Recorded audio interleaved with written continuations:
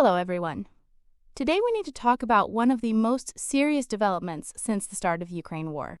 In the past week, Russia launched a drone incursion into Poland, an incident many experts consider the most significant violation of NATO airspace since the conflict began. According to reports, 19 drones either deliberately entered or strayed into Polish territory.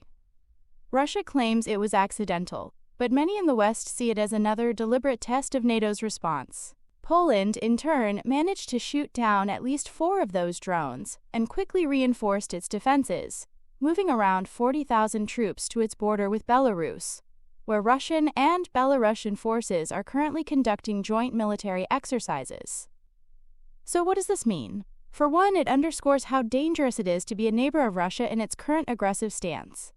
Countries like Finland, the Baltic states, Ukraine, and now Poland all face ongoing threats. Whether or not the drones were intentionally sent, the message is clear. NATO territory is vulnerable, and Putin is pushing boundaries to see how far he can go. Experts suggest this may be Putin's way of signaling that he's in no rush for peace, unless it's on his terms. Far from winding down the war, incidents like this show Russia's ambitions extend beyond Ukraine. It's a strategic provocation, one that raises questions about NATO's response.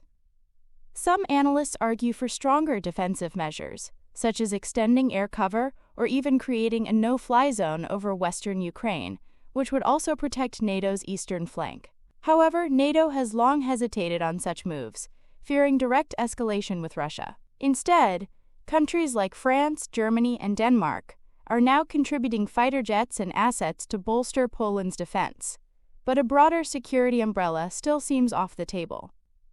This leaves us in a very fragile situation. On the one hand, NATO cannot afford to look weak in the face of repeated violations.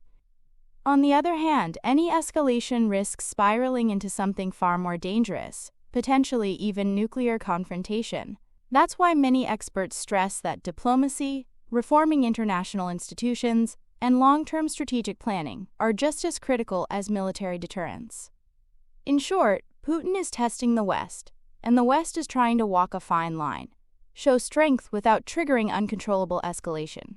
What happens next could shape not only the war in Ukraine but the security of Europe for years to come. So what's your take? Drop a comment below.